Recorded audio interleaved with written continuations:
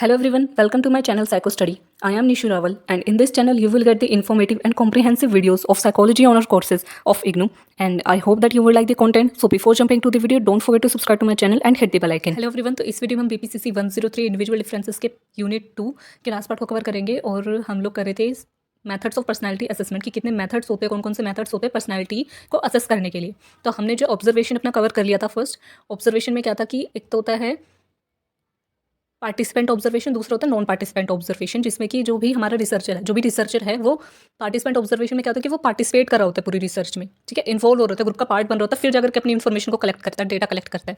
Non participant observation में क्या कि वो ग्रुप का पार्ट नहीं बनता है, पूरे टास्क का पार्ट नहीं बनता है, बल्कि वो दूर खड़ा होकर सिर्फ ऑब्जर्व करके अपनी इन्फॉर्मेशन को लिख रहा होता है जो भी उसने डेटा कलेक्ट करा है। तो ये ऑब्जर्वेशन मेथड है। दूसरा जो हमारा मेथड है जो हम इसमें पढ़ेंगे वो है इंटरव्यू। अब इंटरव्यू क्या है? Interview as you know consist of asking questions to the person or interview about his or her behaviour. Interview में क्या होता है कि हम क्या क्वेश्चंस पूछते हैं। इंटरव्यू में क्या होता है कि हम जो भी हमारे पास जो भी पर्सन है, जो भी क्लाइंट है, जो भी इंसान है जिसका हम इंटरव्यू लेना चाह रहे हैं, उससे हम क्वेश्चंस पूछते हैं उसके बिहेवियर के regarding. But it is not like the job interview which is more formal. Here the interview may be semi structure or even structure without having any specific questions and it starts flowing as the dialogue between the interviewer and the interview proceeds. अब क्या कोई job interview की तरह interview नहीं होता है। Interview method में क्या होता है कि ये 3 तरीके का होता है बेसिकली, स्ट्रक्चर्ड, अनस्ट्रक्चर्ड और सेमी स्ट्रक्चर्ड, जिसमें कि कुछ क्वेश्चंस ऐसे होते हैं जो कि पहले से डिसाइडेड होते हैं, पूरा परफॉर्मा होता है हमारे पास कि ये क्वेश्चंस इसमें होंगे। और कुछ क्या होते हैं कि बिल्कुल अनस्ट्रक्चर्ड, कि हमने पहले से कुछ तैयारी करके रखा, बस हम पेशेंट से उसके बारे में, जो भी क्लाइंट है उसके बारे में हमने पहला क्वेश्चन पूछेंगे, फिर उसी पहले क्वेश्चन का क्या वो आंसर देता है, क्या वो उसको जस्टिफिकेशन देता है, क्या बात बोलता है, उसी के बेसिस पे हमारा नेक्स्ट क्वेश्चन होगा। तो वो बिल्कुल कंप्लीटली अनस्ट्रक्चर्ड होता है। और एक होता है सेमी स्ट्रक्चर्ड, कि कुछ क्वेश्चंस हमारे पहले से डिसाइडेड होते हैं कि हमें यही क्वेश्चंस पूछने हैं, और कुछ क्या है कि हम अपने अकॉर्डिंग चेंज भी कर लेते हैं, फिर कुछ नए क्वेश्चन भी उसमें ऐड ऑन कर देते हैं जैसे भी पेशेंट हमें जवाब देता है उसके अकॉर्डिंग। तो इंटरव्यू में क्या है, जॉब इंटरव्यू की तरह नहीं होता जो कि बहुत ज़्यादा फॉर्मल होता है। ये सेमी स्ट्रक्चर्ड भी हो सकता है, अनस्ट्रक्चर्ड भी हो सकता है, और ये एक डायलॉग की तरह होता है इंटरव्यूअर और इंटरव्यू के बीच में। Whether it is semi-structured or unstructured, the goal of interview as a method of personality assessment is to collect information about the behavior। और चाहे सेमी स्ट्रक्चर्ड हो या अनस्ट्रक्चर्ड हो या फिर कम्प्लीटली स्ट्रक्चर्ड हो, मेन जो हमारा एम है वो क्या है पर्सनैलिटी असेसमेंट के लिए, कि हमें इन्फॉर्मेशन कलेक्ट करनी है कि उसने बिहेवियर करा तो क्यों करा, वो हमें इन्फॉर्मेशन कलेक्ट करनी होती है। And the personality patterns of the individual, और इंडिविजुअल के क्या पर्सनैलिटी पैटर्न्स है वो हमें असेस करने होते हैं। दस उसके लिए इन्फॉर्मेशन हमें कलेक्ट करनी होती है। Thus an interview allows you to directly ask questions to the client. अब इंटरव्यू में क्या, हम डायरेक्टली जो क्लाइंट है, जो हमारे पास पेशेंट है, उसी का हम इंटरव्यू ले सकते हैं। हमें दूर से ऑब्जर्व करने की जरूरत नहीं पड़ती।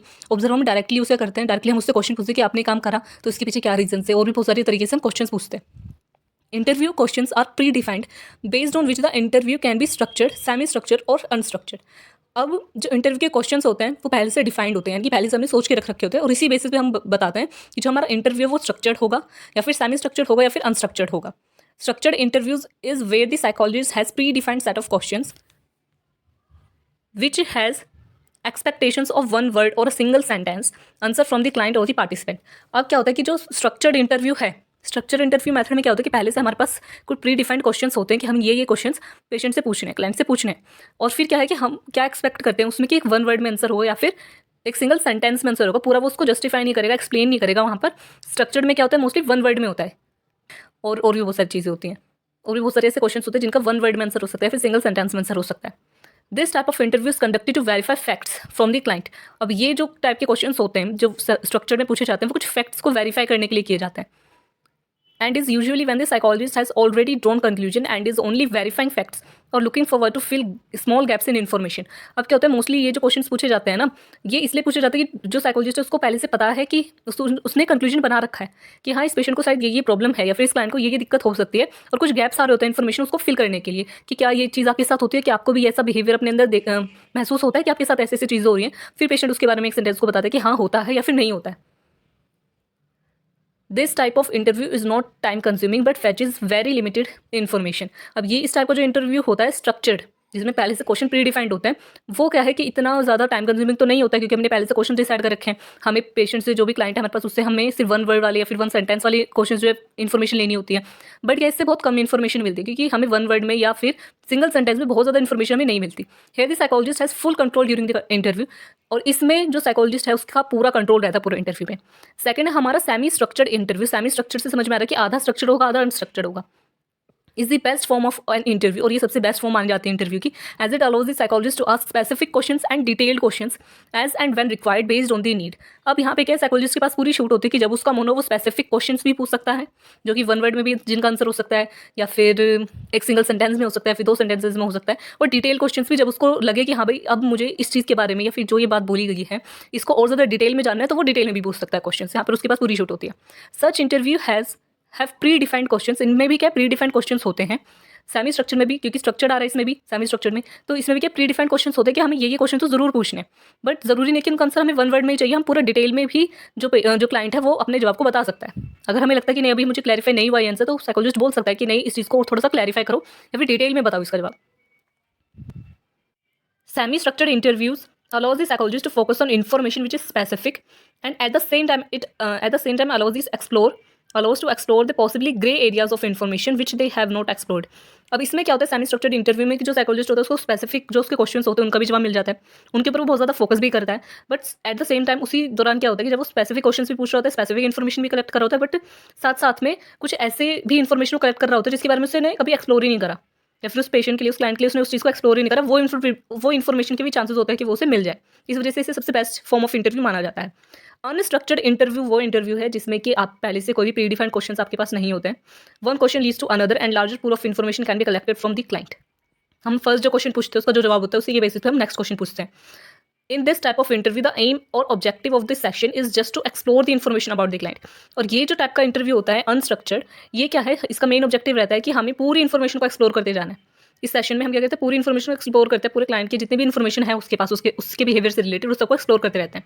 This method is highly time consuming and may or may not fetch relevant information. अब यहाँ पर क्या होता है कि ये बहुत ज़्यादा टाइम कंज्यूमिंग भी होता है, टाइम भी इसमें बहुत ज़्यादा लगता है, क्योंकि हमें नहीं पता कि हमें कितनी इन्फॉर्मेशन क्लाइंट से मिल सकती है, कितना हम उसको एक्सप्लोर कर सकते हैं, और हो भी सकता है कि हमको कुछ भी रेलिवेंट इन्फॉर्मेशन उसके बिहेवियर से रिलेटेड ना कलेक्ट कर पाएँ। ये भी यहाँ पर सिचुएशन होती है। So interview is the technique of self report. Interview एक ऐसी सेल्फ रिपोर्ट की टेक्निक है क्योंकि हम डायरेक्ट क्लाइंट से पूछ रहे हैं, डायरेक्ट उस पर्सन से पूछ रहे हैं जिसको हम असेस करना चाह रहे हैं, जिसकी पर्सनैलिटी को हम असेस करना चाह रहे हैं। तो वो जो भी पेशेंट बता रहे हैं वो अपनी मर्जी से बता रहे हैं सब कुछ आपको, है ना। तो वो सेल्फ रिपोर्ट हो गई कि वो अपने आप को, अपनी फीलिंग्स को, सबको एनालाइज करके फिर आपको कुछ बता रहा है। It can provide a rich source of data. ये काफ़ी अच्छा, काफ़ी मतलब रिलायबल डेटा भी प्रोवाइड कर सकते हैं, मतलब बहुत अच्छी खासी क्वांटिटी में आपको डेटा भी मिल जाएगा। As the interviewer can take various facets of the individual into consideration such as the verbal response as well as the non-verbal aspects of facial expression, tone of voice, the body language, mannerism etc। अब यहाँ पे ज़रूरी नहीं है कि जो interviewer बोल रहा है, मतलब जो भी पेशेंट बोल रहा है, क्लाइंट बोल रहा है, हम बस उसी को बिल्कुल पत्थर की लकीर मार करके उसको लिख दे रहे हैं। हम उसकी बॉडी लैंग्वेज, उसके फेशियल एक्सप्रेशन, या वो मतलब बहुत घबरा करके चीज़ें बता रहे हैं हमें, हमारी हाँ में हाँ मिलाते जा रहा है कि हाँ मुझे सिर में दर्द भी होता है, हाँ मुझे घबराहट भी फील होती है, मुझे ये भी होता है, जो भी हम उससे पूछ रहे हैं सब में हाँ मिला रहा है, या फिर एक्चुअल में उसको कोई प्रॉब्लम है ना। तो ये चीज़ें भी हम उसके सिर्फ वर्बल रिस्पॉन्सेज पर नहीं बल्कि नॉन वर्बल रिस्पॉन्सेज को भी हम असेस करते हैं इंटरव्यू के through. As all these can provide lot more information than only observing the individual or having the response to the personality inventories. कुछ पर्सनैलिटी इन्वेंटरीज भी हम लोग यूज़ करते हैं जो हम आगे पढ़ेंगे पर्सनैलिटी इन्वेंटरीज को, और हम क्या है कि नॉन वर्बल जो एस्पेक्ट्स होते हैं उससे भी काफ़ी इन्फॉर्मेशन को हम कलेक्ट कर लेते हैं। इसके एडवांटेजेस क्या हैं? एडवांटेजेस हैं a lot of relevant and in depth information, but verbal and both verbal and non verbal can be collected with the help of interview method. हमें नॉन वर्बल, वर्बल बहुत सारी relevant information, in depth information हमें मिलती है interview से। Interview offers greater flexibility than other methods of psychological assessment. और जितने भी साइकोलॉजिकल असेसमेंट के मेथड्स हैं उन सब में ये सबसे ज़्यादा फ्लेक्सिबल है, क्योंकि हम कोई भी मेथड यूज़ कर सकते हैं ना। इंटरव्यू में भी स्ट्रक्चर भी यूज़ कर सकते हैं, सेमी स्ट्रक्चर भी यूज़ कर सकते हैं, अनस्ट्रक्चर भी यूज़ कर सकते हैं, और सबके अपने अपने फ़ायदे हैं। तो वो ये इसके कुछ एडवांटेजेस है इंटरव्यू, पूरे इंटरव्यू मेथड के। अब इसकी लिमिटेशंस क्या है? Bias of interpretation. Interviewer may be biased and his or her beliefs prejudices may colour the interpretation of the responses of the interview client. अब क्या होता है कि इंटरव्यूअर के जो खुद के बाइसेस है, खुद के जो बिलीव्स है, वैल्यूज़ है, वो भी इन्फॉर्मेशन को काफ़ी ज़्यादा कलर कर सकते हैं। मतलब कि उसके खुद के बाइसेस, उसकी खुद की क्या सोच है उस इन्फॉर्मेशन को लेकर के, वो भी काफ़ी ज़्यादा क्या है जो हमारी इंटरप्रिटेशन है उसमें हर्डल बन सकती है। नेक्स्ट है hello effect. The halo effect which may create a positive or negative first impression of the client in the beginning of the interview। अब क्या होता है कि जो फर्स्ट इंप्रेशन होता है क्लाइंट का इंटरव्यूअर के ऊपर, वो भी काफ़ी ज़्यादा पॉजिटिव और नेगेटिव इंप्रेशन अपना डाल सकता है। कि मतलब कि जो पेशेंट फर्स्ट टाइम आया, ठीक है, क्लाइंट फर्स्ट टाइम आया, उसने इंटरव्यू से बहुत बदतमीजी से बात करी है ना, या फिर बहुत ज़्यादा एग्रेसिव होकर के बात करी है, या फिर कुछ गाली वाली दे दी, या फिर कुछ भी उल्टा बिहेवियर करा है, तो सब इंसान है, इंटरव्यू को भी हो सकता है कि उसको उस टाइम पे गुस्सा आ जाए, वो भी अपना गुस्सा कंट्रोल ना कर पाए, है ना, या फिर उसको बहुत बुरा फील हो, तो वो भी काफ़ी ज़्यादा हमारी जो इंटरप्रिटेशन उस पर अफेक्ट कर सकता है। दिस अकॉर्डिंगली में affect the subsequent interaction with the client. और हो सकता है कि उस टाइम पर जो रैपो बनानी होती है, आप काउंसलिंग साइकोलॉजिस्ट बनो या क्लिनिकल साइकोलॉजिस्ट बनो, तो सबसे पहले आपका काम क्या होता है कि रैपो बनानी है आपको पेशेंट के साथ, क्लाइंट के साथ। और स्टार्टिंग में ही अगर पॉजिटिव और नेगेटिव इंप्रेशन पड़ गया आपका क्लाइंट के ऊपर या क्लाइंट के ऊपर आपका क्लाइंट के ऊपर या फिर क्लाइंट का इंप्रेशन आपके ऊपर अगर खराब हो गया तो रैपो बनने में बहुत ज़्यादा दिक्कत आती है। थर्ड क्या है, इंटरव्यूअर सब्जेक्टिविटी। अब जो इंटरव्यूअर उसकी subjectivity as a interviewer plays a crucial role in interviewing and interpreting the responses of the individual. The subjectivity of the interviewer may affect the result. अब क्या है कि जो इंटरव्यूअर उसकी खुद की सब्जेक्टिविटी, उसकी खुद की पर्सनल बिलीव्स, उसकी खुद की सोच, ठीक है, वो भी काफ़ी ज़्यादा हर्डल करती है। बायस जैसा ही है इंटरव्यू की सब्जेक्टिविटी कि वो चीज़ों को किस तरीके से परसीव कर रहा है, तो वो भी काफ़ी ज़्यादा, वो भी एक लिमिटेशन है हमारी इंटरव्यू मेथड की। Lakhs of reliability and validity. अब क्या है, जो इंटरव्यू मेथड है ये इतना ज़्यादा रिलायबल या वैलिड नहीं माना जाता। क्यों? क्योंकि वैलिडिटी तो देखो कैसे नहीं होगी कि वैलिडिटी क्या है। वैलिडिटी का मतलब होता है कि जो भी हमें इन्फॉर्मेशन पहले कलेक्ट करनी, जिस चीज़ के लिए हम ये कर रहे हैं, क्या वो निकल करके आ रही है। मतलब जैसे हमने कोई भी टेस्ट बनाया, किसी टेस्ट को वैलिड हम कैसे बताते हैं कि टेस्ट हमने बनाया है कि ये टेस्ट जो है ये ह्यूमन के इंटरेस्ट को असेस कर सकता है, ठीक है, बता सकता है कितना इंटरेस्टेड है इस काम, या फिर एप्टीट्यूड को जो ये असेस कर सकता है, फिर इंटेलिजेंस को असेस कर सकता है। तो क्या हम उस टेस्ट को अगर किसी इंसान पे लगाए तो सच में उसकी इंटेलिजेंस पता लगा सकते हैं कि उसकी इंटेलिजेंस कितनी है, उसमें क्या कितना आईक्यू है उसका। अगर सच में वो आईक्यू बता रही तो मतलब वो टेस्ट वैलिड है, अदरवाइज वो वैलिड नहीं है। तो वही चीज़ इंटरव्यू में कि मान लो हमने कोई बिहेवियर को जज करने के लिए हम इंटरव्यू कर रहे थे, कुछ भी मतलब हमको असेस करना है कोई भी बिहेवियर, तो क्या एक्चुअल में वो बिहेवियर असेस हुआ भी है या नहीं। अब क्योंकि जो इंटरव्यू है, इंटरव्यू मैथड हम डायरेक्ट क्लाइंट से बात करते हैं, जो वो बोल रहे हैं हम उसको असेस करते हैं, साथ में उसके नॉन वर्बल बिहेवियर को भी असेस करते हैं। बट यहाँ पे बहुत सारी चीज़ें आ जाती हैं। हो सकता है कि जो इंटरव्यू इतना ज़्यादा एक्सपर्ट ना हो, वो उसकी जो बॉडी लैंग्वेज उसको असेस ना कर पाए, है ना, उसको समझ ना पाए, तो वहाँ पे वो वैलिडिटी इतनी नहीं मानी जाएगी कि जो यूजफुल इन्फॉर्मेशन हो सकता है वो पता ही ना चले। और हो सकता है, अब रिलायबिलिटी क्या कि हर बार जब टेस्ट करें तो सेम इन्फॉर्मेशन निकल करके आए, लेकिन जब इंटरव्यू आप हर बार अलग अलग करोगे एक इंसान का, तो बहुत ज़्यादा चांसेस है कि हर बार इन्फॉर्मेशन आपको अलग अलग मिल जाए, रिजल्ट अलग अलग आ जाए। तो रिलायबिलिटी और वैलिडिटी कम होती है इधर। In case of unstructured and semi-structured interview, the reliability and validity will be less because of the subjective nature of the interview. जो हमारा semi structured or unstructured interview है, वहाँ पर जो रिलायबिलिटी और वैलिडिटी है वो काफ़ी ज़्यादा कम हो जाएगी। On the other hand, if the interview structured it may not provide much useful information. और अगर स्ट्रक्चर्ड इंटरव्यू हो तो इतनी ज़्यादा इन्फॉर्मेशन हमें नहीं मिलेगी, तो ये भी इसकी एक लिमिटेशन है। नेक्स्ट क्या है, टाइम कंज्यूमिंग बहुत ज़्यादा। टाइम कंज्यूमिंग ये होगा अगर हम लोग अनस्ट्रक्चर्ड इंटरव्यू या फिर सेमी स्ट्रक्चर्ड इंटरव्यू ले रहे हैं, तब वो टाइम कंज्यूमिंग होगा, लेकिन हमें इन्फॉर्मेशन उससे अच्छी मिलेगी। लेकिन जो बिल्कुल स्ट्रक्चर्ड इंटरव्यू है वो काफ़ी कम समय में हो जाएगा, टाइम कंज्यूमिंग नहीं है वो बिल्कुल भी, बट उसमें फिर भी क्या होगा कि हमें इतनी ज़्यादा रिच इन्फॉर्मेशन नहीं मिल पाएगी। लास्ट क्या है, not easy to take the interview. Interview लेना हर किसी की बस की बात नहीं होती, क्योंकि इंटरव्यू में क्या है, बहुत ज़्यादा आपको एक्सपीरियंस चाहिए, बहुत ज़्यादा आपको प्रैक्टिस चाहिए, ठीक है। Interview is not just asking questions, it is a skill and it takes trained interviewers to really get relevant and pertinent information about the needed aspect. कि जो इंटरव्यू वो हर कोई नहीं ले सकता है, बहुत ही एक्सपर्टीज़ की ज़रूरत पड़ती है, बहुत ज़्यादा प्रैक्टिस की, बहुत ज़्यादा एक्सपीरियंस की ज़रूरत पड़ती है कि पेशेंट को आप, जो भी क्लाइंट आपके पास आया, बस उससे 2-4 अजीब क्वेश्चन ना पूछ करके रेलिवेंट क्वेश्चन पूछो, ताकि आपको रेलिवेंट इन्फॉर्मेशन मिले। यहाँ वहाँ की बातों में आप 1 घंटा अपना वेस्ट ना करो, 1-2 घंटे अपने वेस्ट ना करो, ना अपने ना क्लाइंट के, बल्कि रेलिवेंट क्वेश्चन पूछो ताकि आपको रिच इन्फॉर्मेशन मिल सके, जो एक्चुअल में आपको चाहिए, जिससे कि बिहेवियर को आप एक्चुअल में असेस कर सको, वो इन्फॉर्मेशन आपको मिल सके। तो ये बहुत ही मुश्किल काम है, इसलिए भी इसकी एक लिमिटेशन है कि हर कोई नहीं इंटरव्यू ले सकता। अब थर्ड क्या है हमारा मेथड, थर्ड है हमारा method personality inventories. Personality inventories क्या है, कुछ क्वेश्चनेयर्स होते हैं, कुछ स्केल्स होते हैं जो हम लोग यूज़ करते हैं, जिसमें क्या है कि पर्सनालिटी इन्वेंटरीज में क्या बहुत सारे क्वेश्चनेयर्स होते हैं, ठीक है। क्वेश्चनेयर मतलब उसमें बहुत सारे क्वेश्चंस, बहुत सारी स्टेटमेंट्स ऐसी लिखी हुई होती है जिसको कि हम हर एक इंडिविजुअल को हम दे सकते हैं, ठीक है। एक स्टैंडर्डाइज फॉर्मेट में रहती है हमेशा, कि कुछ स्पेसिफिक क्वेश्चंस इसमें लिखे हुए होते हैं ऊपर, ठीक है। एक क्वेश्चन है, उसके 4 ऑप्शन है, आपको किसी भी एक पर टिक करना है, जो भी आपको सही लगता है, अपने लिए अप्रोप्रिएट लगता है। इस तरीके से बहुत सारे क्वेश्चंस होते हैं, कुछ स्टेटमेंट्स होती है कि आपके पास एक क्वेश्चन लिखा हुआ है, उसको आपको डिफाइन कर देना है, ठीक है। इस तरीके से पर्सनालिटी इन्वेंटरीज होती हैं। Personality inventories are questionnaires or scales that consist of questions, statements and the individual or test taker need to answer these in a specific standardise format. कि कोई बहुत सारे क्वेश्चंस होते हैं उस टेस्ट में, क्वेश्चनेयर्स में बहुत सारे क्वेश्चंस होते हैं, कुछ स्टेटमेंट्स होती है, जिसको कि आपके पास हो सकता है कि 4 ऑप्शन है या 2 ऑप्शन है, उसमें आपको टिक करना है ना, इस तरीके से क्वेश्चंस होते हैं। इसको पेपर पेंसिल टेस्ट भी कहा जाता है। It can also be in the form of computerized test, computer basis पर भी हो सकता है कि आपको ऑनलाइन ले रहे हैं, ठीक है। तो पेंसिल आपको एक पेपर दे रखा है, उसमें बहुत सारे क्वेश्चन आपको ऑप्शंस पे टिक करना है, इस तरीके भी हो सकता है, फिर कंप्यूटर बेस्ड भी हो सकता है। Inventories are the most widely used method of personality assessment. ये सबसे ज़्यादा यूज़ किया जाने वाला असेसमेंट टेस्ट है। इसको सेल्फ रिपोर्ट्स भी कहा जाता है, as the individual himself herself answers the questions, unlike in direct observation where the researcher observes the individual and gathers the data report.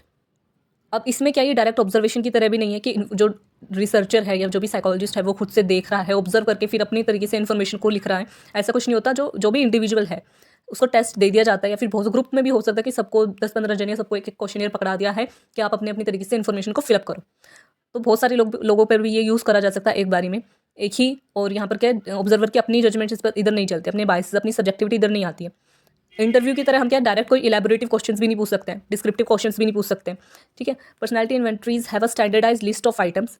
Personality inventories में कुछ स्पेशलाइज्ड स्टैंडर्डाइज्ड आइटम्स होते हैं, ठीक है। ऐसे क्वेश्चंस होते हैं जिनका कि जो कि सबके लिए सेम रहेंगे। Requires answer only in a particular format such as agree, disagree, yes और नो, इस तरह के क्वेश्चंस होते हैं। ओपन एंडेड क्वेश्चंस इसमें नहीं होते हैं। एग्जाम्पल्स ऑफ सम, अब यहाँ पर क्या बहुत सारी पर्सनालिटी इन्वेंट्रीज के टेस्ट हमें बता रखे हैं। सबसे फर्स्ट पहला क्या है हमारा, मिनेसोटा मल्टीफेजिक पर्सनालिटी इन्वेंट्री MMPI। अब ये क्या है, 1930s में डेवलप हुआ था। MMPI has been research a lot and revise, the latest version is consist of, अब ये 1930s में तो डेवलप हुआ था, अब इसको क्या दोबारा से एक नया वर्जन इसका निकाला गया है MMPI 2। MMPI 2 और इसको दो पार्ट्स में डिवाइड करा है, ठीक है। दो तरीके के हैं ये डेवलप हुआ था 1930s में, फिर इसको रिवाइज करा गया था, इसका नया वर्जन निकाला गया MMPI 2 और MMPI एडोलेसेंट्स। अब जो MMPI 2 है इसमें 567 ट्रू फॉल्स आइटम्स हैं, 565 ट्रू फॉल्स आइटम्स है इसमें। इसके 10 स्केल्स है, 4 वैलिडिटी स्केल्स है। अब क्या है 10 स्केल्स, वैलिडिटी स्केल्स क्या होते हैं कि कुछ इसके इंटरप्रिटेशन के लिए अलग स्केल्स बनाए जाते हैं। जैसे एक टेस्ट है उसमें तो सिर्फ क्वेश्चंस होंगे, क्वेश्चन कंटेन करेगा वो तो सिर्फ, ठीक है। अब उसके लिए कुछ वैलिडिटी स्केल्स भी बनाए जाते हैं, कुछ अलग से स्केल्स बनाए जाते हैं। इट हैज़ 10 स्केल्स, अब इसके 10 स्केल्स हैं, 10 अलग से स्केल्स हैं, 4 वैलिडिटी स्केल्स हैं। ये चेक करने के लिए कि क्या जो हम जानना चाहते थे, जो जिस चीज़ के लिए हमने ये टेस्ट बनाया, क्या वो एक्चुअल में हमें मिल रहा है। The test aims at assessing the likelihood of psychological disorder in the individual. अब ये टेस्ट क्यों बनाया जाता है, इस टेस्ट का यूज़ किया जाता है कि किसी एक पर्सन में ये असेस करने के लिए कि क्या उससे कोई साइकोलॉजिकल डिसऑर्डर है या फिर ऐसे चांसेस हैं कि उसको साइकोलॉजिकल डिसऑर्डर हो सकता है। अब MMPI 2 has been modified and is called Minnesota multiphasic personality inventory 2 research format. अब इसको क्या आगे चल करके और मॉडिफाई करा गया, मॉडिफाई करके इसका नाम चेंज करके क्या रखा गया MMPI 2, तो ये पहले था, और साथ में RF यानी कि रीस्ट्रक्चर्ड फॉर्म। और इसको रीस्ट्रक्चर्ड फॉर्म में डेवलप कर दिया गया है। और जो ये इसका रीस्ट्रक्चर्ड फॉर्म है ये 2008 में डेवलप हुआ था, और इसके अंदर 338 ट्रू फॉल्स आइटम्स हैं। देखो अब MMPI क्या है, 1930 में डेवलप हुआ था सबसे पहले, फिर इसको दोबारा से रिवाइज करा गया और फिर इसे दो पार्ट्स में डिवाइड करा गया MMPI 2, मतलब कि दो इसके वर्जन निकाले गए, MMPI 2 और MMPI एडोलेसेंट। अब जो MMPI 2 है से 2008 में दोबारा से डेवलप करा गया और इसके अंदर अब नई जो क्वेश्चंस निकाले गए, नई जो ट्रू फॉल्स आइटम कंटेन होते हैं वो होते हैं टोटल 338। तो ये था MMPI 2 के बारे में। अब MMPI A क्या किसको डिनोट करा है, एडोलेसेंट्स को, यानी कि ये एडोलेसेंट्स के ऊपर हम लगा सकते हैं। ये स्पेसिफिकली सिर्फ और सिर्फ एडोलेसेंट्स के लिए बनाया गया। इसके अंदर 478 आइटम्स हैं and the provision of age appropriate norms, और कि मतलब कि एज अप्रोप्रिएट है कि सिर्फ एडोलेसेंट्स पर ही हम यूज़ कर सकते हैं। तो MMPI was developed for assessing psychopathology. अब जो MMPI है इसको साइकोपैथोलॉजी के लिए, यानी कि किसी इंसान को क्या कोई साइकोलॉजिकल डिसऑर्डर है या नहीं, उसको असेस करने के लिए हम लोग यूज़ करते हैं। It has been used widely both for clinical and normal population, लेकिन इसे क्लिनिकल और नॉर्मल पॉपुलेशन पर भी यूज़ किया जाता है। MMPI has also been adopted on Indian population known as multiphasic questionnaire. अब जो MMPI है ये इंडियन पॉपुलेशन पर भी हम लोग अप्लाई करते हैं, उन पर भी यूज़ करा गया है, जिसको कि हम बोलते हैं मल्टीफेजिक क्वेश्चनियर, MPQ। ये था MMPI। अब नेक्स्ट है हमारा कैलिफोर्निया साइकोलॉजिकल इन्वेंट्री। अब कैलिफोर्निया साइकोलॉजिकल इन्वेंट्री CPI क्या कहती है, unlike MMPI California psychological inventory has been specifically developed for normal adult population. अब जो कैलिफोर्निया साइकोलॉजिकल इन्वेंट्री है CPI, ये नॉर्मल अडल्ट पॉपुलेशन के लिए यूज़ बनाई गई है। Several of the items of CPI drawn from MMPI। अब CPI के भी में जो बहुत से आइटम्स हैं वो MMPI से ही उठाए गए हैं, ठीक है, यानी कि कुछ क्वेश्चंस उसमें भी है तो कुछ इसमें भी हैं, उसी से उठाए गए। रिसेंट वर्जन, अब जो इसका नया वर्जन निकला है CPI is the 3rd addition, ये इसका 3rd एडिशन है जो भी नया है रिसेंटली। इसके अंदर 434 ट्रू फॉल्स आइटम्स हैं, इसके 20 स्केल्स हैं, ठीक है। पहले वाले के 10 स्केल्स है जिसमें कि 4 वैलिडिटी स्केल्स है, इसमें क्या है टोटल 20 स्केल्स हैं इसके। और short form of CPI having, अब इसके लिए ना एक शॉर्ट एडिशन भी इसका बनाया गया है, इसकी एक शॉर्ट फॉर्म भी बनाई गई है। शॉर्ट फॉर्म का मतलब कि 434 क्वेश्चन तो पहले वाले में थे, इसके 3rd एडिशन में अब क्या है कि 260 आइटम्स वाला भी एक अवेलेबल है, एक शॉर्ट आइटम कि आपको जब वो शॉर्ट किसी के ऊपर कम टाइम में करने के लिए, ठीक है, जिसके अंदर 260 आइटम्स है ओनली। ये था हमारा CPI। अब नेक्स्ट क्या है third, neuroticism, extraversion, openness, personality inventory revised, NEOPIR। ठीक है, इसका शॉर्ट नेम क्या है? NEOP। जो हमारे ओपननेस वाले जितने भी, जो हमारे ओपन वाले जितने भी वो थे ट्रेट्स, वो सब इसके अंदर हैं। O से ओपननेस, P से हमारा पर्सनैलिटी, E से एक्स्ट्रावर्जन, N से न्यूरोटिसिज्म। अब इसका नाम इन्होंने क्या बनाया? NEOPI, neuroticism, extraversion, openness, personality inventory revised. ठीक है, this test is widely used assessment of personality developed by Costa and McCrae. ये जो टेस्ट है, ये सबसे ज़्यादा, ये जो असेसमेंट है, पर्सनैलिटी असेसमेंट, ये सबसे ज़्यादा यूज़ किया जाता है। 1995 में डेवलप हुआ था। अब इसके अंदर 5 फैक्टर जो मॉडल है पर्सनैलिटी का, उसके ऊपर ये बेस्ड है। 5 फैक्टर मॉडल क्या है पर्सनैलिटी का? जिसमें कि हमारे जो 5 ट्रेट्स थे, ओपननेस, एक्स्ट्रावर्जन, पर्सनैलिटी, न्यूरोटिसिज्म, उसके ऊपर है ये 5 फैक्टर मॉडल के ऊपर। The NEOPIR is used with normal population. ये नॉर्मल पॉपुलेशन पे हम लोग यूज़ कर सकते हैं, अडल्ट पे भी कर सकते हैं, एडोलेसेंट्स पे भी कर सकते हैं। इस एक को, इसके लिए अलग से कोई नहीं बनाया गया है। The scale assess the 5 factors of personality such as neuroticism, extraversion, जैसे इसका नाम है कि इसमें जो हमारे 5 फैक्टर्स है पर्सनैलिटी के, ठीक है, 5 ट्रेट्स जो है पर्सनैलिटी के, उनको हम असेस कर सकते हैं। देर आर 6 सब स्केल्स, इसके 6 सब स्केल्स भी हैं, called facets, under each of the 5 dimension. अब हर जो डायमेंशन है, जैसे कि न्यूरोटिज्म हो गए, जो 5 फैक्टर्स है, 5 ट्रेट्स है, उनके अंदर सबके लिए 6 सब स्केल्स है। The scale has a total 240 items. अब जो ये हमारा टेस्ट है NEOPI, इसके अंदर टोटल 240 आइटम्स है। अब नेक्स्ट हमारा 16 पर्सनैलिटी फैक्टर क्वेश्चन है, 16 PF टेस्ट। ये बहुत ज़्यादा फेमस भी है। This test developed by the British psychologist Cattell is based on 16 source traits of personality. जैसे इसका नाम है कि इसमें 16 पर्सनैलिटी ट्रेट्स हैं, 16 पर्सनैलिटी फैक्टर्स हैं। इस पूरे टेस्ट में, ये टेस्ट को कैटल ने डेवलप करा था, ब्रिटिश साइकोलॉजिस्ट कैटल ने, और इसके अंदर 16 सोर्स ट्रेट्स हैं हमारी पर्सनैलिटी के। Originally developed in 1949, the 5th revision of the scale is being used at present. Originally मतलब सबसे पहले ये क्या 1949 में डेवलप हुआ था, और करंटली इस टाइम पर इसका 5th एडिशन हम लोग यूज़ करते हैं। It is use for the age group of 16 years and above. ये 16 ईयर्स से जो ऊपर जितने भी लोग हैं, उन सब पे हम लोग असेस कर सकते हैं इसको। इससे छोटे वाले ऊपर हम इसको अप्लाई नहीं कर सकते। Cattell has used factor analysis to arrive at the 16 factor dimension of personality. जो कैटल थे उसने सबसे पहले के फैक्टर्स को, जो हमारे जितने भी पर्सनैलिटी के फैक्टर्स हैं, डायमेंशंस हैं, उनको पहले एनालाइज करा था। उसके बेसिस पे उन्होंने ये अपना 16 फैक्टर्स ऑफ पर्सनैलिटी का टेस्ट बनाया है। दी 16 प्राइमरी ट्रेट्स, इसके अंदर क्या कुछ 16 प्राइमरी ट्रेट्स हैं जो हर किसी में होते हैं, मोस्टली प्राइमरी ट्रेट्स हैं। और ऑन अ कंटिनम, एक कंटिनम के ऊपर, ranging from one end to the other end of the continuum, जो कि एक एंड से दूसरे एंड, मतलब कि कंटिनम हो गया एक्सट्रीम, ठीक है, ये लो है, ये मीडियम है, ये हाई है। इस तरीके से जो वो स्केल के टाइप में होता है, देखो इस तरीके से कंटिन्यूम होता है कि जो ये पार्ट है ये लो है, ये मीडियम है, और ये है हाई। ठीक है, तो ये क्या कंटिन्यूम है कि एक क्या है बिल्कुल लो और एक क्या है बिल्कुल हाई, और ये बीच में मीडियम। तो ये कंटिन्यूम की तरह इन्होंने इसको बनाया। अब जैसे कि एग्जाम्पल से, for example the factor of warmth ranges from being warm and outgoing at one end to reserved cool and detached at the other end of the continuum. जैसे कि एक कंटिन्यूम है, ठीक है, यहाँ पर हम कौन से ट्रेड को कर रहे हैं? वार्मथ को, ठीक है, वार्मथ। अब इसमें होगा क्या कि एक तो हो गया एक एंड पर कि बहुत ज़्यादा कूल है इंसान, ठीक है,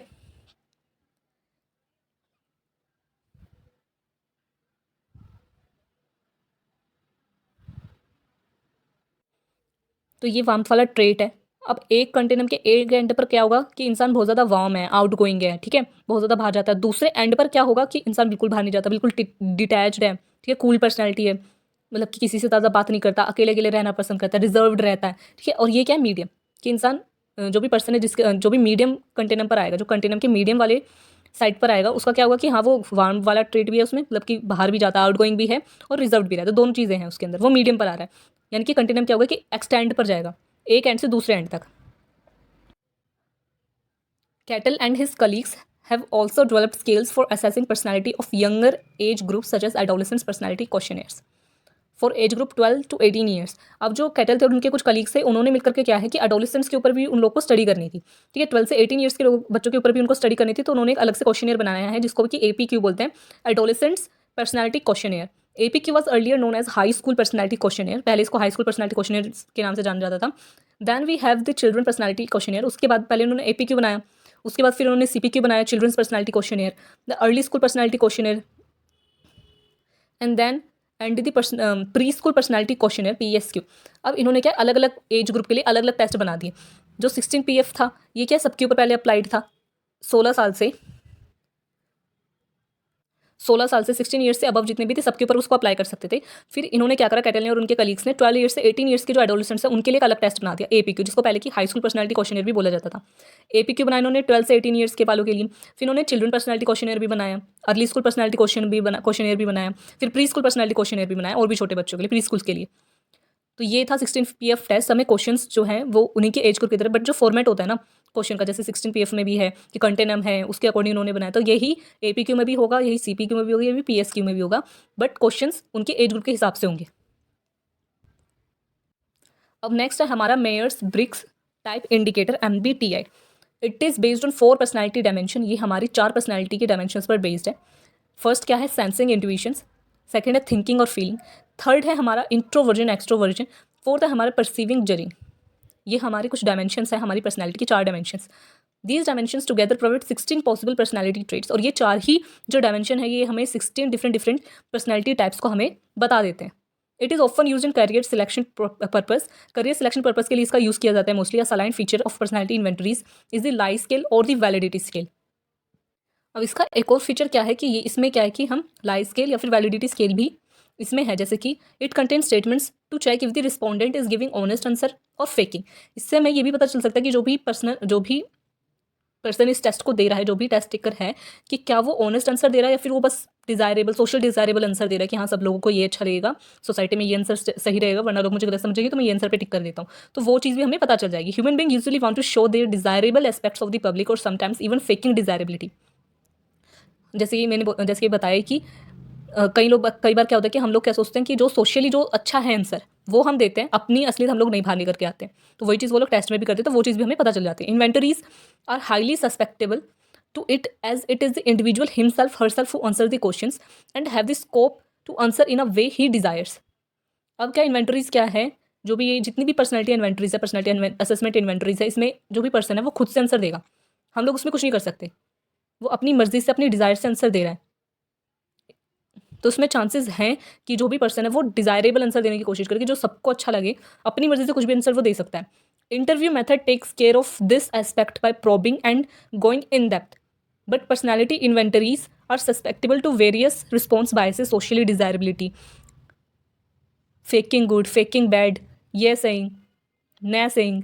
मतलब कि इंटरव्यू में क्या है कि हम इन डेप्थ तो इंटरव्यू ले सकते हैं कि हम उसके फेशियल एक्सप्रेशन, उसकी बॉडी लैंग्वेज, उसकी नॉन वर्बल जितने भी एस्पेक्ट्स हैं उस सबको भी हम लोग देखते हैं, जज करते हैं, उसके बाद अपना रिजल्ट अपना कोई कंक्लूजन बनाते हैं, ठीक है, इंटरप्रिटेशन बनाते हैं, और जो वो बोल रहा है उसके हिसाब से भी हम लोग जज कर पाते हैं। बट मोस्टली जो पर्सनैलिटी इन्वेंटरीज जैसे क्वेश्चनर्स में क्या होता है कि यहाँ पर बायसेस काफ़ी आ सकते हैं, ठीक है। पर्सनैलिटी इन्वेंटरीज में क्या सस्पेक्टेबल है कि काफ़ी ज़्यादा रिस्पॉन्स बायसेस आ सकते हैं, कि सोशल डिजायरेबिलिटी, कि अपने आप को अच्छा दिखाना, जैसे सब लोग चाहते हैं वैसे दिखाना, या फिर जैसे सब लोग कर रहे हैं, जैसे जो लोग सब आंसर दे रहे हैं, है ना, वही आंसर हम लोग भी दे दें।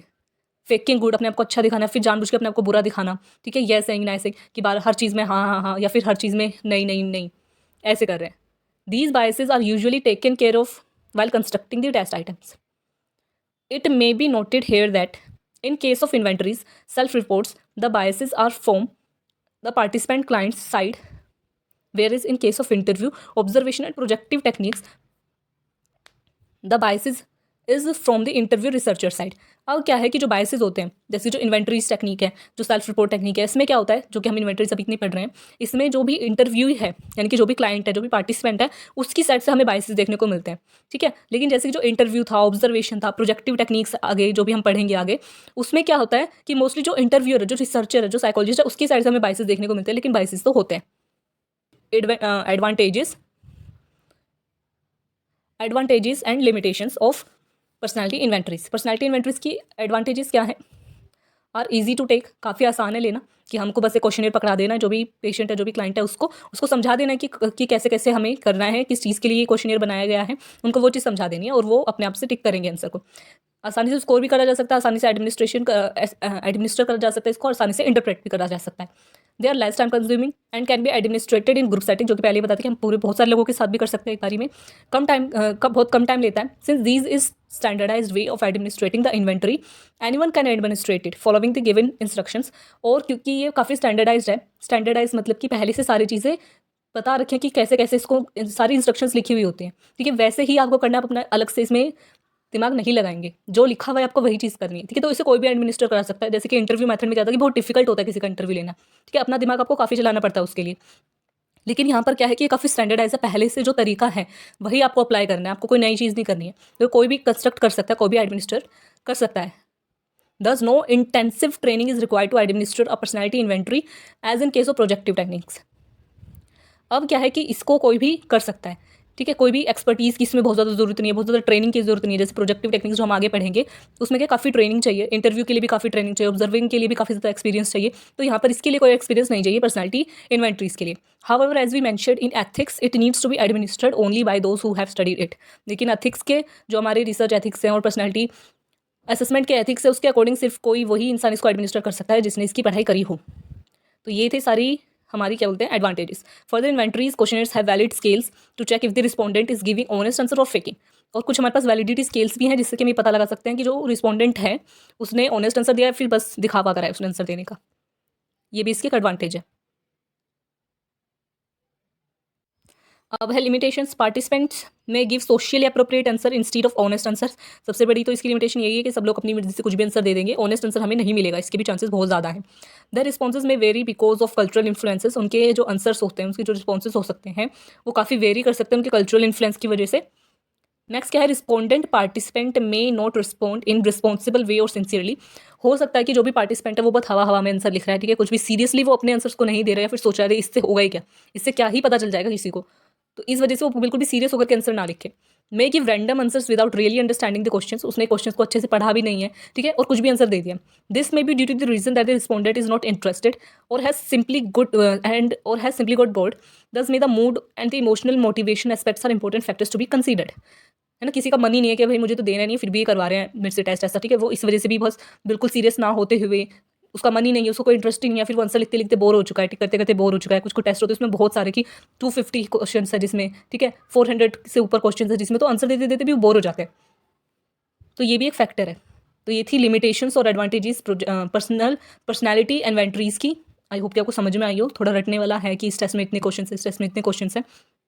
नेक्स्ट जो है हमारे पास मेथड वो है rating scales. Rating scales consist of standardized items that are to be rated on a fixed parameter. अब क्या है कि रेटिंग स्केल्स एक मेथड है जिसमें कि कुछ स्टैंडर्डाइज आइटम्स होते हैं, यानी कि हमेशा वो फिक्स्ड रहेंगे, यानी कि हर किसी के पास, हर पर्सन के पास वही रेटिंग स्केल रहेगा, वही क्वेश्चंस रहेंगे, उसमें कुछ भी चेंज नहीं होता. वो होते हैं स्टैंडर्डाइज आइटम्स, ठीक है, स्टैंडर्डाइज आइटम्स होते हैं इसमें. और items that are rated on a fixed parameter, जिनको हम एक फिक्स पैरामीटर में ही हम उन्हें इंटरप्रेट करते हैं, रेट करते हैं. For example, the teacher can rate the student with regard to sociability और initiative quality. Thus rating scales involve assigning of ratings by the concerned individual himself, herself or by another individual.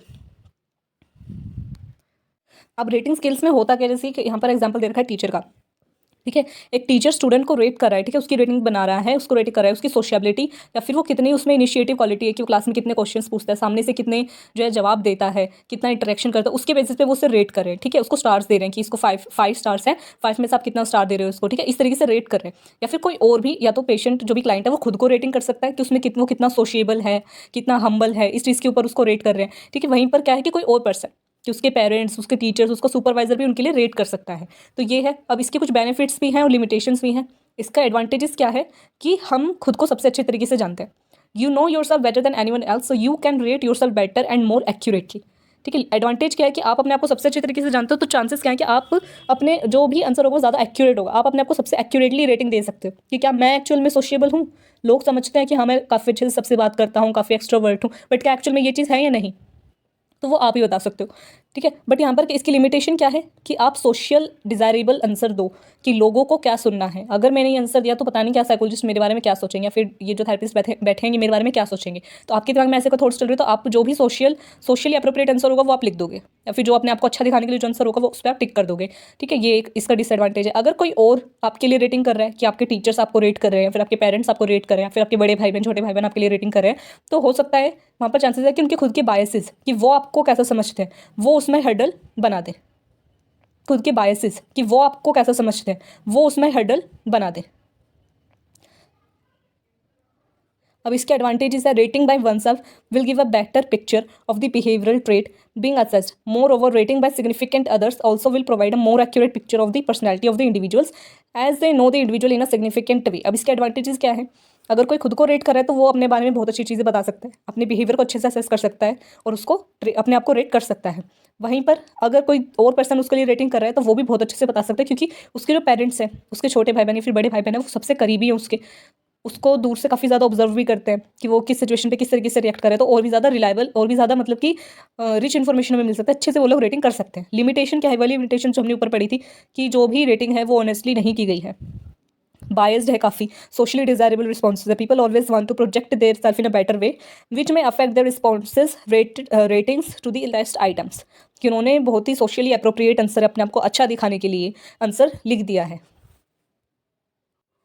अब next जो method है, fifth हमारा method है behavioural data. As we have seen in direct observation mentioned earlier, similarly behavioral data also includes observation of the behavior of the individual. जैसे कि direct observation method यानी कि जो हमारा ऑब्जर्वेशन मेथड था, उसी तरीके से एक दूसरा मेथड भी है बिहेवियरल डेटा। इसमें क्या होता है, the difference is that it does not require a researcher psychologist to be present to observe the behaviour, rather the job is done by a device. अब क्या होता है, इसमें भी ऑब्जर्विंग ही होती है और उसमें भी ऑब्जर्विंग होती है। डिफरेंस क्या है कि वो डायरेक्ट मेथड है कि डायरेक्ट एक कोई साइकोलॉजिस्ट है, एक कोई रिसर्चर है, वो डायरेक्टली ऑब्जर्व कर रहे हैं। यहाँ पर क्या होता है कि ये ऑब्जर्विंग वाला काम कोई मशीन से हम लोग करवाते हैं। मशीन कौन सी, mail pen baker crow daps prize created the electronically activated record which is worn by the individual and it unobtrusively monitors his or her real work moment to moment interactions। अब होता क्या है कि ये जो device है year, इसको अपने ईयर में लगाते हैं, ठीक है, इलेक्ट्रॉनिकली एक्टिवेटेड रिकॉर्ड को हम अपने कान में लगाते हैं और वो जितनी भी हमारी मोमेंट टू मोमेंट इंटरेक्शंस होते हैं, हम किसी इंसान से किस तरीके से बात करें, गुस्से में किस तरीके से बात करें, क्या हमने बोलता है, वो सारी इन्फॉर्मेशन को वो क्या करता है, रिकॉर्ड कर लेता है। This device picks up the auditory information and relates it to their personality traits. ये मशीन करती क्या है कि जो भी हमारा बिहेवियर होता है, जो भी हमारी ऑडिटरी इन्फॉर्मेशन होती है, उस सबको कलेक्ट करता है और हमारी पर्सनैलिटी ट्रेट से रिलेट करता है। फॉर एग्जाम्पल फाउंड जो ये जो साइकोलॉजिस्ट थे, इन्होंने स्टडी करी थी, इससे हमें क्या पता, तो 2006 में स्टडी हुई थी, इससे हमें क्या पता चला, found that the happiest people have the most social interactions in their daily life. अब क्या है कि इनकी स्टडी से क्या पता चला कि जिन लोगों के सबसे ज़्यादा सोशल इंटरेक्शंस होते थे, जो ज़्यादा लोगों से बात करते थे, ज़्यादा सोशल थे, एक्सट्रोवर्ट थे, वो अपनी लाइफ में ज़्यादा खुश रहते हैं। Thus, the ear device helps in having an objective assessment of personality as reflected in the day-to-day life। अब इस डिवाइस की मदद से हमें क्या एक ऑब्जेक्टिव असेसमेंट मिली है, ठीक है, इसमें हमारे कुछ भी सब्जेक्टिविटी नहीं इन्वॉल्व होती है, पेशेंट भी ज़्यादा सब्जेक्टिव नहीं हो पाता इधर, ठीक है, अपने बाइसेस नहीं लगा पाता, हमें इन्फॉर्मेशन क्या पूरी एक्यूरेट मिलती है टाइम टू टाइम कि उस पर्टिकुलर टाइम पर डे टू डे लाइफ में क्या चल रहा है, ठीक है। किसी भी एक ऑब्जर्वर को, रिसर्चर को उसके पीछे नहीं भागना पड़ता पूरी इन्फॉर्मेशन कलेक्ट करने के लिए। इसकी एडवांटेज क्या है, it provides an objective measurement in natural and real world setting. हमें बिल्कुल नेचुरल और बिल्कुल रियल वर्ल्ड सेटिंग की सारी इन्फॉर्मेशन मिलती है, हम उससे मेजर कर सकते हैं और काफ़ी ऑब्जेक्टिव होती है वो नेचर में। The person wearing the device goes on with his or her daily interaction and these are audio recorded for analysis. Thus it offers a valuable source of real life information. इससे हमें काफ़ी ज़्यादा real life की information मिलती है, accurate information मिलती है और सारी ऑडिटरी इन्फॉर्मेशन मिलती है कि पर्टिकुलर उस टाइम पर वो इंसान क्या कर रहा था, उसने क्या बोला, उसके बेसिस पर हम सारी एनालिसिस बना सकते हैं। अब लिमिटेशन क्या है इसकी, द पर्सन में become conscious of the device and may not behave naturally. यही इसकी लिमिटेशन है कि भाई कोई चीज़ आपके कान में लगी, आपको पता है कि ये सारी इन्फॉर्मेशन को कलेक्ट कर रही है और मेरे बारे में पर्सनैलिटी जो है मेरी बताई जाएगी कैसे, कि मैं किस तरीके का इंसान हूँ, तो वही चीज़ आपको कॉन्शियस कर देगी कि भाई अगर मैंने कुछ बोला है, कुछ ऐसा इनअप्रोप्रिएट बोल दिया तो शायद मेरी पर्सनैलिटी खराब हो जाए, फिर लोग मुझे गलत समझे। वहीं पर आप क्या काफ़ी कॉन्शियस हो जाओगे और शायद जो आपका नेचुरल रिस्पॉन्स आने वाला था वो आपका ना आए। ये है इसकी लिमिटेशन। अब नेक्स्ट सिक्स मेथड क्या है हमारा, सिचुएशनल टेस्ट। सिचुएशनल टेस्ट क्या, as the name suggest, involves assessing the individual in carefully designed situations. Here the behaviour of the individual is observed in a purposeful designed situation.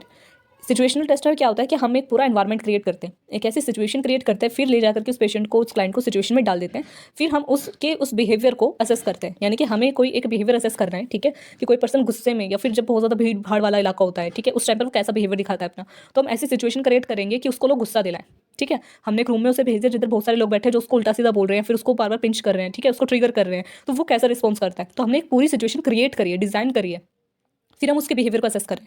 Situational test of personality were first used for selection of military personnel for critical overseas assignment during World War II. World war second के दौरान इस test का use करा गया था। क्यों करा गया था, किस पर करा गया था? मिलिट्री पर्सनल्स पर, यानी कि मिलिट्री सिलेक्शन के लिए कि किस पर्सन को मिलिट्री में हम लोग सेलेक्ट करें, क्योंकि इतनी स्ट्रेसफुल सिचुएशंस होती है, पता नहीं कोई उधर सर्वाइव कर पाएगा नहीं कर पाएगा। तो वर्ल्ड वॉर सेकंड में इस सिचुएशनल टेस्ट का यूज़ किया गया था। One of the variants of this test is situational stress test. इसका एक वेरिएंट क्या है? ठीक है, वो है हमारा situational stress test SST, in which the individual has to react to various stressful, frustrating or emotionally disruptive situations where his helpers are obstructive and uncooperative। यानी कि ये जो वेरिएंट है इस टेस्ट का, जो सिचुएशनल टेस्ट है, इसका एक वेरिएंट है सिचुएशनल स्ट्रेस टेस्ट। इसमें क्या होता है कि ऐसी सिचुएशन क्रिएट की जाती है जिसमें कि इंसान बहुत ज़्यादा स्ट्रेस में जाएगा ही जाएगा। उसके साथ के जो लोग हैं, जो उसके हेल्पर से ज़्यादा वो उसकी हेल्प कर रहे हैं, उसके साथ बिल्कुल भी कोऑपरेटिव नहीं है और भी ज़्यादा उसको स्ट्रेस दे रहे हैं, बहुत ज़्यादा फ्रस्ट्रेटिंग सिचुएशन है। ऐसे सिचुएशन में इंसान को डाल दिया जाता है, फिर देखते हैं इसका क्या रिस्पॉन्स होगा। फिर सारी इन्फॉर्मेशन को हम लोग करेक्ट करते हैं। हर्टस्ट्रॉन मे एंड देयर एसोसिएट्स 1928, 1929, 1930 में इस सिचुएशनल टेस्ट का इन्होंने यूज़ करा था for character education inquiry CEE। It involve testing children in natural situations. इसमें क्या है कि हम जो भी बच्चे होते हैं, जो भी चिल्ड्रंस होते हैं, उनको नेचुरल सिचुएशंस में हम उसको असेस करते हैं, like playing in the school ground or as a part of homework और class exam etcetera, where the child is not aware of being tested. This test measure trait like altruism, honesty and self control. इस टेस्ट में क्या होता है कि natural settings में हम जो नेचुरल सिचुएशंस में जो भी बच्चे हैं उनको असेस करा जाता है। ठीक है, उनके लिए इन्फॉर्मेशन कलेक्ट करी जाती है। इसमें क्या, तो स्कूल ग्राउंड में क्या है कि बच्चे खेल रहे होते हैं, उनको असेस करा जाता है as a part of homework और क्लास एग्जाम हो रहा है, काफ़ी स्ट्रेसफुल सिचुएशन है, तो उसमें बच्चे किस तरीके के उनके फेशियल एक्सप्रेशन है, किस तरीके के उनका जो बिहेवियर है उसको असेस करा जाता है। यहाँ पर स्टूडेंट्स जो हैं, जो चिल्ड्रंस, उनको पता नहीं होता, उनको पता नहीं होता कि भाई उनको कोई देख रहा है या फिर उनको कोई ऑब्जर्व कर रहा है, उनका कोई टेस्ट ले रहा है। ठीक है, वो उनसे अवेयर नहीं होते, फिर हम उसका जो भी इन्फॉर्मेशन वो सारी कलेक्ट करते हैं। अब इसकी एडवांटेजेस क्या है? इसके एडवांटेजेस है, situational test have the advantage of assessing personality in real life situation. इसके एडवांटेज क्या है कि जो भी सिचुएशनल टेस्ट है उससे हम एक नेचुरल सेटिंग में, एक पूरी मतलब रियल लाइफ सिचुएशन में हम क्या सारी इन्फॉर्मेशन को कलेक्ट कर सकते हैं, पर्सनैलिटी को असेस कर सकते हैं।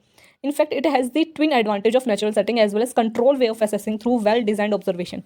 अब इसमें क्या है कि हमारे पास दो एडवांटेज है, एक तो नेचुरल सेटिंग भी हमें मिलती है, दूसरा हमने पूरी सिचुएशन को अपने अकॉर्डिंग डिज़ाइन भी करा है, तो हमें बहुत जल्दी भी इन्फॉर्मेशन मिल जाती है। जैसे कि पहले जो हमारा डायरेक्ट ऑब्जर्वेशन मेथड था उसमें भी हम नेचुरल सेटिंग में ऑब्जर्वेशन करते हैं, बट वहाँ पर क्या हमने सिचुएशन को डिज़ाइन नहीं करा होता। ठीक है, तो हमें बहुत टाइम लग जाता, हो सकता है 2-3 दिन भी ऑब्जर्वर बैठा हो, उससे कोई इन्फॉर्मेशन ना मिले, तो ये चीज़ भी हो जाती है। बट यहाँ पर क्या हमने सिचुएशन पूरी डिज़ाइन करी हुई है और अब हम बैठ करके जो है ऑब्जर्वेशन पूरी कर रहे होते हैं। लिमिटेशन क्या है इसकी? Situational test are time consuming, ये भी टाइम कंज्यूमिंग है, require more energy and planning. अब इसमें बहुत ज़्यादा प्लानिंग भी लगती है, एनर्जी भी लगती है कि पूरी सिचुएशन हमें किस तरीके से डिज़ाइन करनी है, कैसे करनी है, ये सारा दिमाग लगता है। It also has problem of whether the observer will be participating or be non participant, as we have discussed in the earlier section. Further there is also the issue of what to observe during the situational test. अब इसमें क्या है कि इसमें भी वही problem रहती है जो कि ऑब्जर्वर वाले में भी उससे थोड़ा सिमिलर है, कि क्या पार्टिसिपेट करना चाहिए, नहीं पार्टिसिपेट करना चाहिए, इस चीज़ डिसाइड करनी पड़ती है। ठीक है, और हमें ऑब्जर्व करना क्या है, ठीक है, ये भी हमें सोचना पड़ता है कि हम असेस तो करें इस इंसान की पर्सनैलिटी, लेकिन पर्सनैलिटी के इतने सारे एस्पेक्ट्स हैं, हम किसको असेस करें, किसको ऑब्जर्व करें, ये भी एक लिमिटेशन है इसकी। अब है हमारा last method, projective techniques. Projective techniques क्या है? इनडायरेक्ट मेथड है। अब तक जितने हमने पढ़े हैं वो सारे डायरेक्ट मेथड थे, अब ये क्या है? इनडायरेक्ट मेथड है। Projective measures the personality are widely used personality assessment tools, ये सबसे ज़्यादा यूज़ करे जाने वाले पर्सनैलिटी टूल्स में से एक है। Unlike the self report measure where the individual is provoked with structured test stimuli, in projective test the individual has to respond to unstructured और एम्बिगियस स्टिमुलाई। अब यहाँ पर होता क्या है कि भाई यहाँ पर पहले से कोई स्ट्रक्चर्ड इंटरव्यू या स्ट्रक्चर्ड कोई क्वेश्चंस नहीं होते जिसको कि पर्सन को, कोई भी इंडिविजुअल उसको आंसर करना होता है। यहाँ पर क्या बिल्कुल एम्बिगियस यार कि अटपटे से कुछ भी क्लियर ऐसे क्वेश्चंस दिए जाते हैं। ठीक है, ऐसी चीज़ें करवाई जाती है जिससे कि हम उसकी पर्सनैलिटी को असेस कर सकें। पर्सनैलिटी ये जो टेस्ट हैं इसमें क्या है कि हम लोग बेसिक अजम्पशंस अपनी लगाते हैं अनस्ट्रक्चर्ड टेस्ट का यूज़ करके, स्टिमुलाइज का यूज़ करके प्रोजेक्टिव टेस्ट में, और इससे हमें ना जो अनकॉन्शियस फीलिंग्स हैं, नीड्स हैं, इमोशंस हैं, मोटिव्स हैं, उन सब के बारे में पता चलता है। होता क्या है इसमें, क्या इसके अलग अलग टेक्निक्स भी होते हैं, प्रोजेक्टिव टेक्निक्स के अलग अलग तरीके होते हैं, अलग अलग टेस्ट होते हैं जो हम लोग यूज़ करते हैं। बच्चों के ऊपर भी यूज़ कर सकते हैं, बड़ों के ऊपर भी यूज़ कर सकते हैं। अब जो प्रोजेक्टिव टेक्निक्स है ना, ये साइकोएनालिटिक व्यू पॉइंट पे डिपेंड करता है। साइकोएनालिटिक व्यू पॉइंट क्या बताता है हमें कि जो हमारी रियल पर्सनैलिटी है, ठीक है, जो हमारी पर्सनैलिटी वो हमारी अनकॉन्शियस डीप डिज़ायर्स, ठीक है, जो बहुत गहराई में हमारी डीप डिज़ायर्स है, विशेज़ है, ठीक है, डीपली जो अनकॉन्शियसली है हमारी, ठीक है, उनसे हमारी पर्सनैलिटी का पता चलता है। जो the real nature of personality lies deep in the unconsciousness, हमारी अनकॉन्शियसनेस के बहुत ज़्यादा डीप में हमारी रियल पर्सनैलिटी होती है, जो कि हमारे जो भी डायरेक्ट मेथड है, ठीक है, इंटरव्यू हो गया, ऑब्जर्वेशन हो गया, ये डायरेक्टली हमें नहीं बता पाते, हमारे रियल पर्सनैलिटी के बारे में उसको असेस नहीं कर सकते। प्रोजेक्टिव टेक्निक्स का ये कहना है। अब प्रोजेक्टिव टेक्निक क्या है? इनडायरेक्ट मेथड है, हमारी जो डीपली जो जितनी भी हमारी विशेज़ हैं, डिज़ायर्स हैं, उस सबका इससे पता लगा सकते हैं। अब इसमें क्या हम डायरेक्टली क्वेश्चंस नहीं पूछते। When the person is on guard and knows what is being asked, socially desirability. While projective tests tap the unconscious and reveals the personality of the subject through interpretation of the response, and in deep training is required to interpret such responses. अब इसमें होता क्या, जो projective test हैं ये क्या बहुत ज़्यादा अनकॉन्शियस लेवल पे जाते हैं, हमारी डीप जो इनसाइड में जितने भी विशेष डिज़ायर उनको पता लगाते हैं। तो यहाँ पे कि जो इसकी इंटरप्रिटेशन करना है वो बहुत ज़्यादा डिफिकल्ट हो जाता है, इंटरव्यू से भी ज़्यादा डिफिकल्ट हो जाता है। तो इसके लिए बहुत ज़्यादा ट्रेनिंग की ज़रूरत है, किसी भी इंटरव्यूअर को बहुत ज़्यादा ट्रेनिंग, बहुत ज़्यादा एक्सपीरियंस की ज़रूरत है कि वो किसी के डीप डिज़ायर्स को पता लगा सके, विशेष को पता लगा सके, उसके बिहेवियर को असेस कर सके। यहाँ पर projective techniques involve making up a story based on some pictures or drawing. The unconscious feelings, emotions or thoughts are projected onto these drawings, pictures or stories, which are then analyzed to find out the personality of the individual. अब इसमें होता क्या है कि हम लोग क्या करते हैं, जो साइकोलॉजिस्ट होते हैं वो लोग क्या करते हैं, प्रोजेक्टिव टेक्निक का यूज़ करते हैं। पर्सन को कोई भी एक पिक्चर दिखा देंगे, ठीक है, कोई भी एक एम्बिगस सी है ना, बिल्कुल जो क्लियर ना हो इसका पिक्चर, ऐसी कोई ड्राइंग बता देंगे, फिर उसको बोलेंगे इसके बेसिस पे तुम अपनी स्टोरी बनाओ। हम उसको बोलेंगे कि हाँ देखो ये आधी अधूरी हमने कोई इन्फॉर्मेशन दे दी है, फिर बोलेंगे इसे कंप्लीट करो, ठीक है, फिर उसके बेसिस पे, उस ड्राइंग के बेसिस पे, उस स्टोरी के बेसिस पे, या फिर जो भी उन्होंने पिक्चर बनाई है उसके बेसिस पे हम उसकी फीलिंग्स, उसके इमोशंस को असेस करते हैं, उसके थॉट्स को असेस करते हैं, उसकी पर्सनैलिटी को फिर हम असेस करते हैं। अब बहुत सारे टेस्ट हैं जो हम लोग प्रोजेक्टिव टेक्निक्स में यूज़ करते हैं। कौन से हैं वो? फर्स्ट है इसमें हमारा रोशाक इंक बोल्ट टेस्ट, ये काफ़ी ज़्यादा यूज़ किया जाता है। इसके अंदर 10 इंक बोल्ट्स होते हैं शोइंग एम्बिगियस विजुअल स्टिमुलाई। इसमें हम क्या करते हैं, एक एम्बिगियस मतलब अनक्लियर स्टिमुलस हम लोग दिखाते हैं। These are shown to the client one by one and asked to simply say whatever comes in their mind. हम क्या करते हैं, हमने 10 किलबोर्ड्स बना रखे हैं, ठीक है, 10 पिक्चर्स आप ये मान लें, 10 विजुअल स्टिमुलाई हैं जो कि बिल्कुल क्लियर भी नहीं है। हम एक एक करके वो पेशेंट को, क्लाइंट को दिखाते हैं, फिर हम पूछते हैं कि ये पिक्चर देखिए आपके माइंड में सबसे पहले क्या है। The scoring is based on different elements of the responses such as the content, reference to shape. अब क्या है, जो पेशेंट का जो भी क्लाइंट का आंसर हो सकता है वो किसी भी बेसिस पर हो सकता है, उसके कलर के बेसिस पर, उसके शेप के बेसिस पे, क्या कंटेंट था, उसने आधा अधूरा पार्ट देखा है, पूरी कंप्लीट एक पिक्चर देखी है, ठीक है, ये सब के बेसिस पे हम अपनी स्कोरिंग करते हैं। Scoring and interpretation of the responses is extensive and detail, one needs to be really trained in administrating the scoring of Rorschach test. अब इसके लिए ना, रोशाक टेस्ट को करने के लिए एक इंसान को बहुत ज़्यादा एक्सपीरियंस चाहिए, ठीक है, ऐसे कोई भी नहीं कर सकता इसको, क्योंकि इंटरप्रिटेशन बनाने में बाइसेस भी आपके आ सकते हैं, ठीक है, बहुत मुश्किल होती है। नेक्स्ट है हमारा thematic apperception test, TAT, developed by Murray and Morgan 1930। इसके अंदर टोटल 20 पिक्चर कार्ड्स है ब्लैक और वाइट कलर में। The client is asked to see each picture which are structured and meaningful unlike the ink bulk in Rorschach and then tell a story about it. अब TAT में क्या होता है, thematic apperception test में हमारे पास 20 picture card होते हैं, ठीक है, ब्लैक एंड वाइट कलर के पिक्चर कार्ड होते हैं 20, जो कि क्लियर होते हैं, स्ट्रक्चर्ड होते हैं, मीनिंगफुल होते हैं। जैसे रोशाच टेस्ट में क्या था, अनस्ट्रक्चर्ड थे, ठीक है, अनक्लियर थे। यहाँ पर क्या बिल्कुल क्लियर, उनका कोई मीनिंग बन रहा है, और उसके बेसिस पे फिर आप बोलते हैं कि पेशेंट को कि अब तुमको इससे स्टोरी बनाओ। The test aims at measuring the motivational traits of the individual as reflected through the stories. अब यहाँ पर इस टेस्ट का एम क्या होता है कि मोटिवेशनल ट्रेट को चेक करना, ठीक है, उसको असेस करना, मेजर करना कि इस इंसान में कितने मोटिवेशनल ट्रेट्स हैं, कितनी मोटिवेशन है इसमें, वो सबको असेस करना, जो कि स्टोरीज के थ्रू रिफ्लेक्ट होती है। Indian adaptation of TAT has been developed by Uma Chaudhary 1960। अब क्या है, स्टोरीज है, ठीक है, तो स्टोरीज इंडियन कॉन्टेक्स्ट में होगी अगर हम इंडिया में कर रहे हैं, ठीक है। जो कार्ड्स है उसमें जो पिक्चर्स है वो भी ऐसे होने चाहिए जो लोगों को पता हो। TAT है ये क्या चिल्ड्रंस के लिए बना हुआ, जो टेट था वो अडल्ट्स के लिए था। CAT cards use animal figures, इसमें क्या जो बच्चों के लिए है, तो ये इसमें एनिमल फिगर्स होते हैं, ह्यूमन फिगर्स नहीं होते, इसमें एनिमल फिगर्स होते हैं। फिर उसके बेसिस पर हम लोग क्या है कि उनसे स्टोरीज बनाने के लिए बोलते हैं, और ये क्या 3 to 10 ईयर्स के बच्चों के ऊपर हम लोग अप्लाई कर सकते हैं। नेक्स्ट जो लास्ट हमारा टेस्ट है इसमें sentence completion test. Sentence completion test में होता है consist of statements that are required to be completed by the respondent. इसमें क्या होता है कि बच्चों की कुछ भी हम लोग सेंटेंस देते हैं जो कि इनकम्प्लीट होता है, फिर उनको बोलते हैं कि अब आप क्या है इस सेंटेंस को कंप्लीट करो। फिर जो भी उन्होंने सेंटेंस उस इनकम्प्लीट सेंटेंस से कंप्लीट सेंटेंस बनाया है उसके बेसिस पर हम उनकी स्कोरिंग करते हैं, इंटरप्रिटेशन करते हैं। Some other projective test are draw a person. अब कुछ और भी, ये तो हमने सारे बेसिक जो मेन यूज़ किए जाते थे वो सारे टेस्ट थे पढ़े थे। अब कुछ ड्रॉ ए पर्सन टेस्ट भी होता है, और भी बहुत सारे टेस्ट होते हैं जो हम क्लिनिकल पर्पस में हम लोग यूज़ करते हैं। अब इसकी एडवांटेज क्या है प्रोजेक्टिव टेक्निक्स की? The hidden aspects of personality such as unconscious motives, wishes और and conflicts came to the fore। कि जो भी unconscious hidden aspects होते हैं वो सब भी बाहर निकल करके आते हैं। Hence it can reflect the true nature of one's personality। और किसी इंसान की असली क्या पर्सनैलिटी है वो बाहर निकल करके आती है। अब इसकी लिमिटेशंस क्या है? Projective techniques are subjective in nature, काफ़ी ज़्यादा सब्जेक्टिव है नेचर में। तो pre determined categories are use for scoring and details are specified for interpreting external 1986 method of scoring provides a more standardise ways of scoring responses. अब क्या एक जगह तो ये क्या काफ़ी ज़्यादा सब्जेक्टिव है, क्योंकि जो भी रिसर्चर होगा, जो भी साइकोलॉजिस्ट होगा, वो क्या करेगा, वो अपनी सब्जेक्टिविटी भी इसमें लगा सकता है। हर पर्सन के लिए अलग अलग चीज़ें, अलग अलग आंसर्स, अलग अलग जो है उनकी स्टेटमेंट्स आ सकती हैं, तो उसको समझना, उसको अप्लाई करना बहुत ज़्यादा डिफिकल्ट हो जाता है। यानी कि काफ़ी सब्जेक्टिव है नेचर में, एक कोई भी ऑब्जेक्टिव एक स्टैंडर्डाइज नहीं निकल कर कहते कि हालांकि जो एग्जामिनर का जो स्कोरिंग मेथड है उसने काफ़ी ज़्यादा स्टैंडर्डाइज वे है वो स्कोरिंग का। नेक्स्ट क्या है? लो रिलायबिलिटी एंड वैलिडिटी, कि इतना ज़्यादा रिलायबल नहीं है, इतनी ज़्यादा वैलिड भी नहीं है। टाइम कंज्यूमिंग बहुत ज़्यादा है। Require skills and expertise in administration and scoring and interpretation of the projective test. अब क्या किसी इंसान को बहुत ज़्यादा स्किल्स, बहुत ज़्यादा एक्सपर्टीज़ की ज़रूरत है कि वो इस टेस्ट को एडमिनिस्टर कर सके, क्योंकि इसमें क्या है, जैसे हमने फर्स्ट जो इसका लिमिटेशन पढ़ा कि बहुत ज़्यादा सब्जेक्टिव है नेचर में।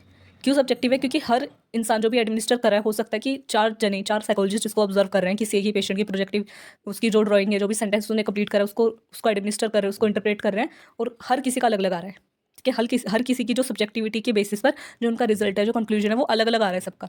तो रिलायबल भी नहीं हुआ, वैलिड भी नहीं हुआ, इतना बहुत ज़्यादा टाइम कंज्यूमिंग भी होगा, और बहुत ज़्यादा स्किल्स की भी ज़रूरत है।